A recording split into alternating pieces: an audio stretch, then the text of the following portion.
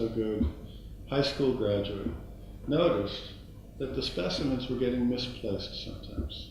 They weren't always getting to the laboratory. And she mentioned this to her manager. And her manager, who had been through some lean training, responded in the appropriate way. Instead of saying, "I'm busy right now, would you call me later?" he smiled and he said, "Oh, thank you so much, Gloria. Thank you for doing this. This is really important. We're going to get on it." Now, the thing about Gloria that you need to know is, culturally, if you're a Latin American immigrant in the United States living with a big family and lucky enough to have a job, your family every morning when you go to work does not say to you, "Gloria, make sure you find something wrong at work today and tell somebody about it." No, what they're saying to you is, you're lucky to have a job, keep your head down, don't make waves.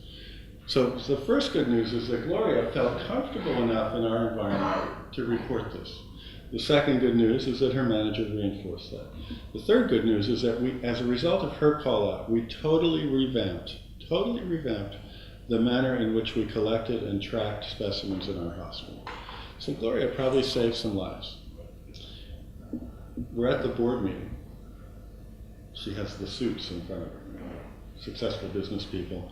We give the award, which consists of a letter from me, just a letter, and 2 tickets to the Red Sox game.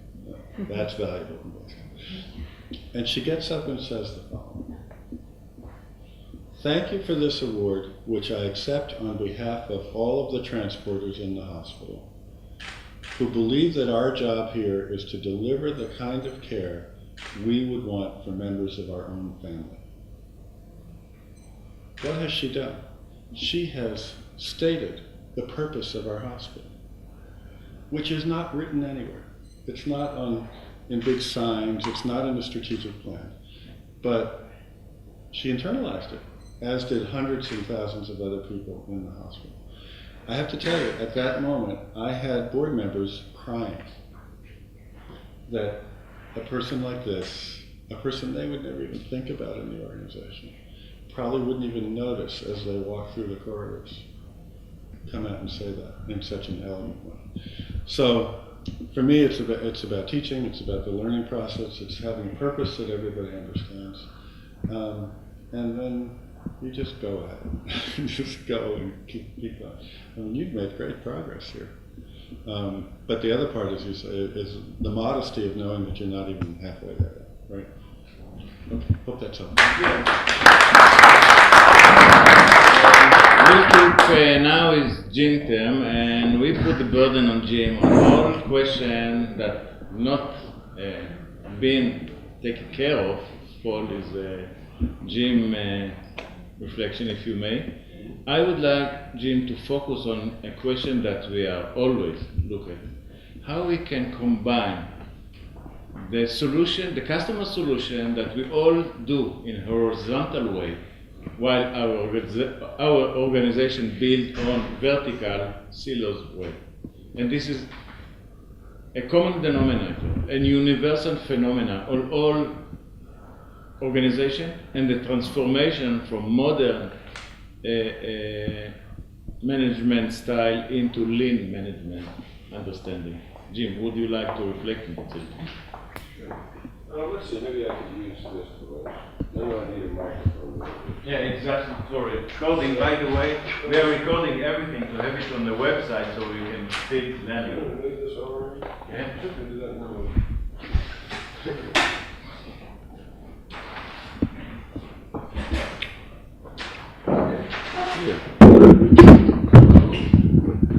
Okay, great.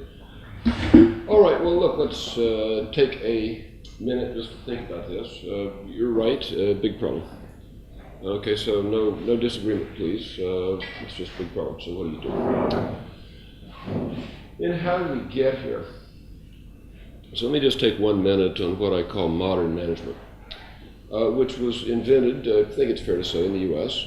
It was kind of the initial work of Alfred Sloan at General Motors, and then followed up by General Electric that got us to where we are today, what I would call KPI world.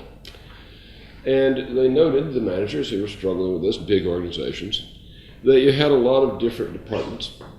And these departments were run by senior managers who realistically could not know very much about the work of those departments. and who probably didn't think a lot about the flow of value going across the departments, because that's not so obvious.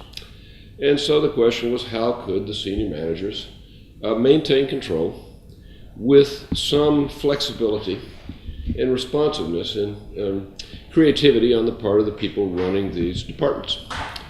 And so the answer that Sloan came up with was very interesting. Sloan was an MIT graduate, 1895, an electrical engineer, and wrote a famous memo in 1919, which basically explained the modern corporation as we now understand it. In a crisis at General Motors, they had gone bankrupt for the second time. They've now gone bankrupt 3 times, and in 1910, in 1919, and in 2009. But note the frequency of the bankruptcies is getting further apart.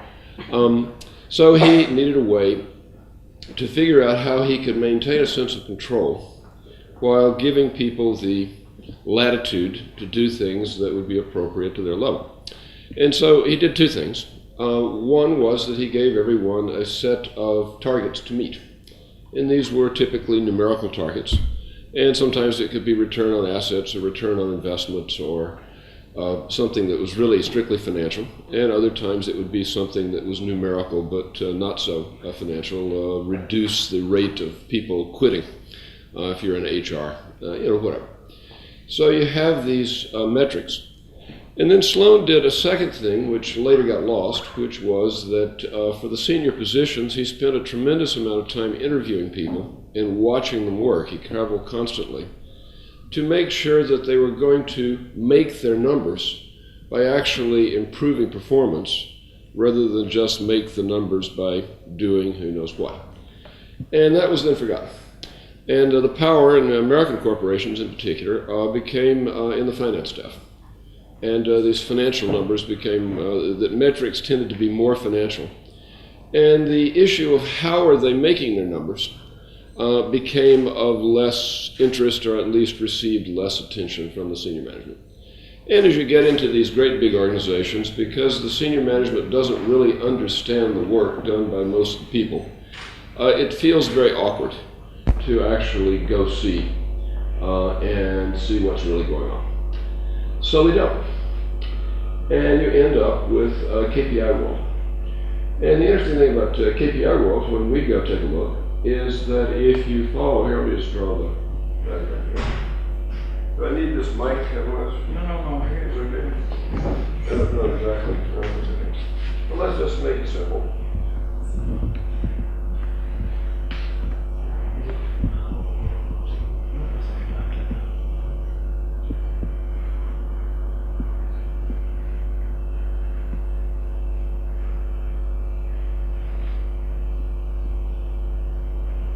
Let's just imagine we have a very simple organization here that makes a manufactured product and not think about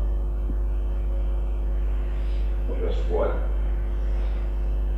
Okay, so you have the familiar silos. If here I've got sales, someone who's setting the orders and when we're going to get them, when there's a marketing division with this. And here we have manufacturing that makes the product. And here we have the production control people that try to figure out what's going on up and down. And then we have purchasing people who need to get the inbound materials.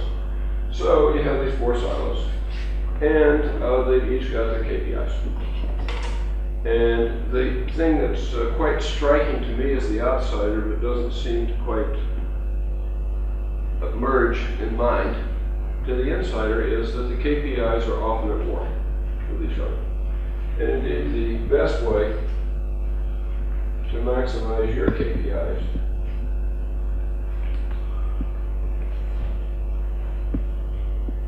is to make things worse for every other silo. Okay? I mean, honestly, the best way to do well on your numbers is to make other people do badly on theirs. And you see adults, smart, intelligent, well-meaning sort of adults in big companies do this all the time. And what I've got here is for a given product family, flows all the way across the organization. So then what's the KPI for this, right? Well, it turns out that in most organizations, what you would have is a product line manager. And then you say, well, what are your KPIs? And it's more KPIs that have to do simply with the work of the product line manager. And in some ways that's okay. But who is going to think about the total flow of value optimize the whole rather than optimize the parts? And the answer in most organizations is no one. There is no one. No one's looking, no one's thinking. We went to Strauss. We had a great time, lovely people. And they had a product line manager. And I asked about KPIs, which had to do with some performance indicators that were really under her control. And then I asked each of the people involved what their KPIs were. We spent the most time on the fellow who was running the DC, asking about KPIs. And all of distribution center. All of his KPIs were about what went on within the walls of his distribution center. And there were several of them where I could see that he would really do better by pushing stuff out the door or keeping stuff from coming in the door. Okay? Because that would make his numbers. So that's the world that we got to. And look, this is not bad people, you know, malevolent, evil people thought this up. I think Sloan was an amazingly creative guy. And he inherited a situation, organization where almost 1 million people operated all over the world. This is 1919 with communications, what they were then. How could the big boss maintain control? And by the way, Jim had gone bankrupt twice because they ran out of cash. Turned out the company didn't even know how much cash they had. So, because they had all these business units that were not reporting and communicating. So, that's the world we got to. And this is the world that lean folks try to deal with all the time. And so the question here is, how do you reconcile the process approach with the needs of the silos? And look, one way to do it is to say, well, let's just take the assets and put them under control of the product line manager. So that should solve the problem, because now within manufacturing, it's only plants that serve this product we're going to talk about. And it's only a purchasing group that purchases this product. And it's only a sales group that sells this product. And sometimes you can do that, okay? And that might make things better. You still got the silos though. It's just that they're now short silos. It turns out that most organizations you really can't do that. But for a lot of reasons, it just isn't going to work. For example, in engineering, if you try to take a group of engineers and divorce them from the big pool of knowledge that's engineering to do a subset of tasks, the engineers either lose their edge or they get discouraged. So that there's a career path. Well, why do we have these things? Well, we have it to manage career paths. There is deep knowledge. And so you need to learn the deep knowledge, and this is very useful knowledge, and then you make a career out of the deep knowledge. And then, by the way, this is where we put budgets and assets in one of these silos, because that's an easy way for people to keep track. So, just trying to create a series of mini companies, I mean, fine, if you can do that, it's okay with me. But I think the more realistic issue is, how can we reconcile vertical with horizontal? And the way we do it, so I'll just describe the method that I use, and that we were trying to use yesterday. What we did, by the way, was start in retail. It shall not be named, but two horrible retailers that, I mean, just dreadful. And we went from the scanner backwards through the store, back to the storage area in the back of the store, and you should come back there sometime. Decide whether you want to buy the stuff in that store, and you look at what they're doing to it in the back of the store. And then to the DC, and then to the factory that makes the wafers, the wafer factory. I love that, the wafer factory. And we were drawing a little map of what are all the steps, and how many of those steps are value creating versus simply there because they're there. And time, how long does it take, and how much of the time is value creating. And by the way, anytime you do that, what you discover in life is that in this world, our velocity is very slow. That I actually did a project on this with the Boeing company, following an ingot of aluminum from Alcoa to the flyway of the plane in Seattle, Washington, and discovered that the cruising speed of the metal going through was actually less than that of a snail. We got a garden snail, and we put a tape measure out and got some snail food, and then we were able to determine the cruising speed of a snail, which was actually greater than material going through the Boeing company. So anytime you do that, by the way, it's quite eye-opening. You say, how could it take us so long to do something when so little of the time actually creates value? And how could we require so many steps and so few of those steps from the standpoint of the customer actually create value, and you do them because you have to do them because of the way you're organized. So, here's my advice on this simply, that for every key process in an organization, and I'm a senior manager, I would like someone to know at all times what the current performance of that process is. And I would like them to figure that out by periodically taking a walk and observing, but also talking to all the people who touch that process. It's a social activity in which you reach agreement on, is this the way we do our work, and what is the result? And let's do this in a way that there's no disagreement. Because by the way, when you do that, you see mostly things that aren't supposed to be happening. You see all kinds of abnormal things that people will try to tell you are abnormal, but there is no normal, right? So therefore you really have to rigorously just record how things are.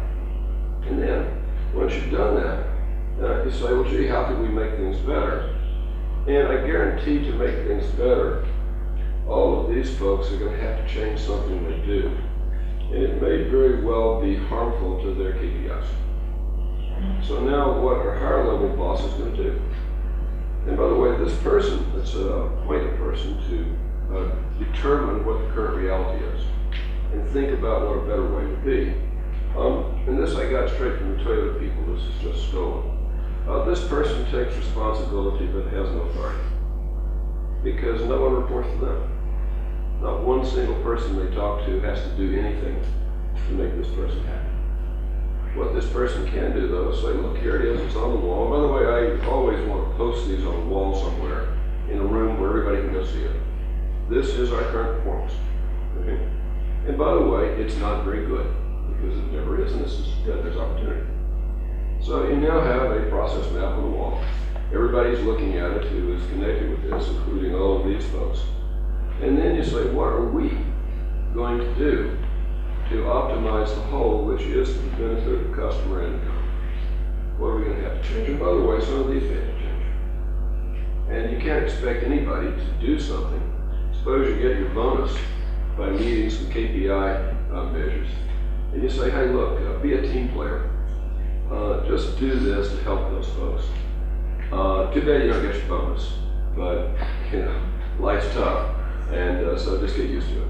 Now, exactly how likely is it that this is going to work that way, right? Well, no. So the phrase I use is you have to make people whole. That it is going to cost something here, but this comes up all the time, it's going to cost something here.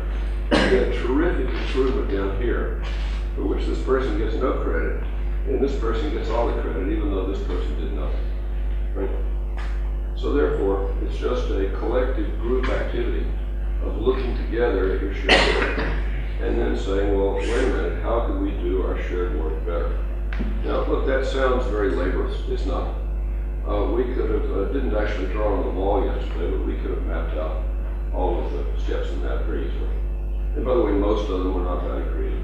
And we could look at the time. But when we ask, what's in the end time, nobody knew. That this was not something I think that Strauss is used to doing. It's okay. It's always time to try new things. But anyway, this does not go away. This problem does not go away.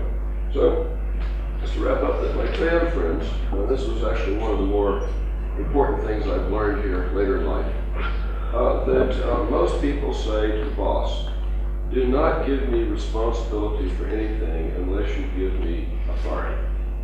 Okay, and then the next thing they say is, and by the way, we need to reorganize. To get this problem solved, we need to have all of these bozos working for me. Because right now they're misbehaving over in these other departments where they're bad people. And I'm going to run a boot camp once you get them under my control, and we'll get this thing figured out. By the way, I don't know how often you reorganize, but I can tell you that every reorganization creates the need for the next reorganization. And you can reorganize forever. And there are certainly organizations that most of the managerial effort seems to be about reorganization.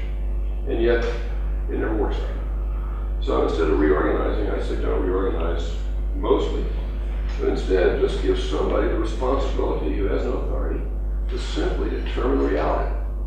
We put reality on the wall, and then we say to these folks, in dialogue with these folks, what do we do? What's the right thing to do for the organization? And then this guy has to say, I'm going to make you whole, doing the right thing. Okay? Now, by the way, I just had the most delightful one of these that has ever happened to me happen recently, and none of you work with them, so I can name the company. It's Maersk, which is the world's largest shipping company, and they're the king of sea containers. And they have three critical functions for their critical core process, which is selling container shipments, putting them on the boat, sailing the boat, and giving them back to the customer at the other end. It's an incredibly simple business with about 100,000 employees, 60 billion in revenue. Incredibly simple business. Wish I could have a business this simple. And they had three key functions. They had sales.